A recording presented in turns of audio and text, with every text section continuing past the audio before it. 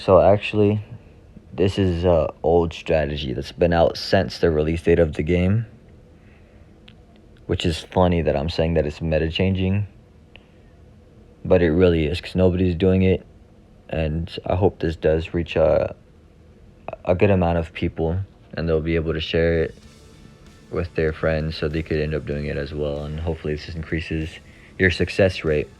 Also, shout out to Jeremy the Pug for this sexy perfumer artwork. But let's get right into this gameplay.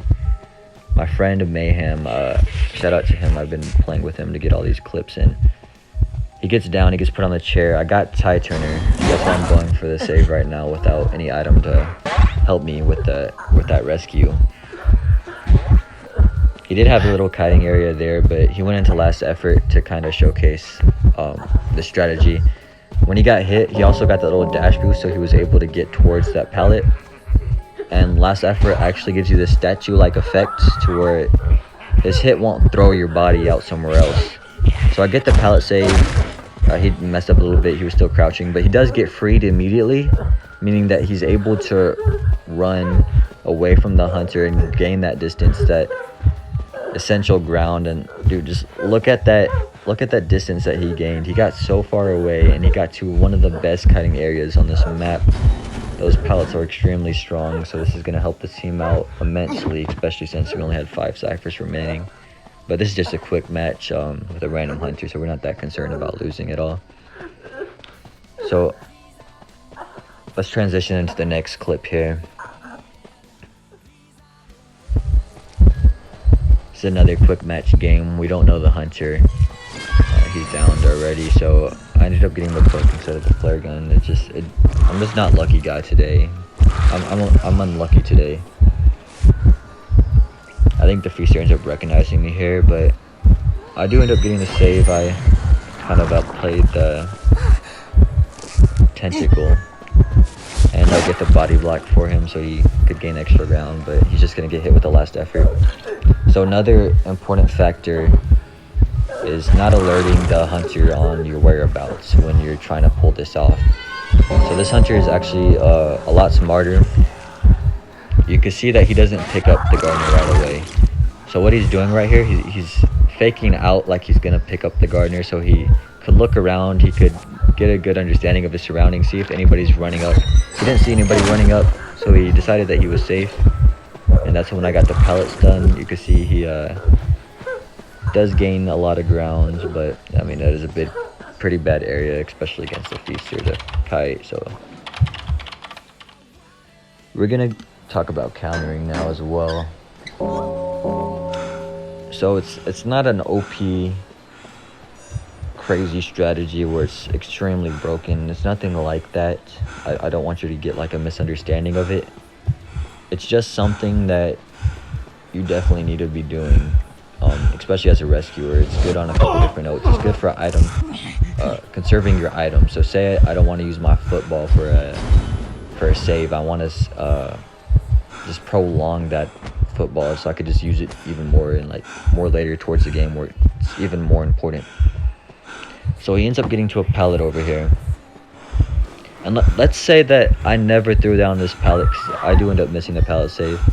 Let's say I never threw down this pallet. He sees me, that I'm in the area. So what do I do now? So this is where you simply just kite and waste the hunter's time. It's nothing special. You definitely have to know your areas. So where the survivor gets downed at is the area you're gonna have to kite him, because if he looks around and he sees that you're near to get the pallet saved. So say he's still on that pallet and he decides to chase me so he could go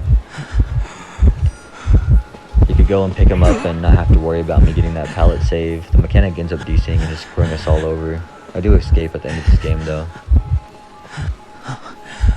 But so say he's still on that pallet. The hunter does not want to get that save because he knows I'm in the area. All I gotta do is just kite him around. I'm wasting the hunter's time. The gardener, my friend Mayhem, does have exit path up, so I'm giving him a bunch of time to heal himself up as well as just prolonging his life. It's pretty much, think about it like this.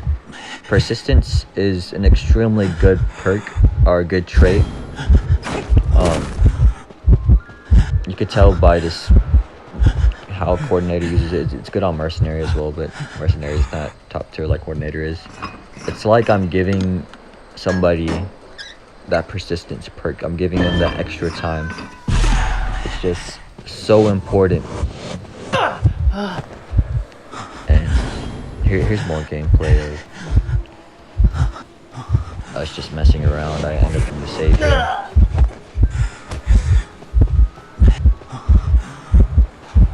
Completely lost my train of thought, but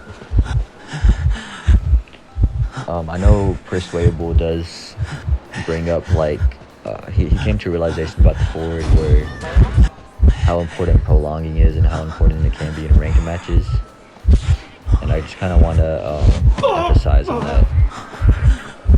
And I hope if you're seeing this video, Persuadable, I do want to get your thoughts and opinions on this strategy or this tactic, whatever you want to call it. I think that you shouldn't always be trying to do it, but you should be doing it if somebody gets put into last effort when you're a rescuer. Also, let's say that you're playing as a coordinator, right?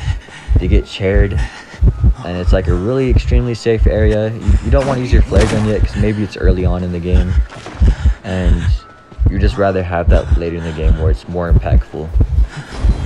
So you get the save, you end up getting put into last effort, then the get hit, you run to a pallet, you follow them.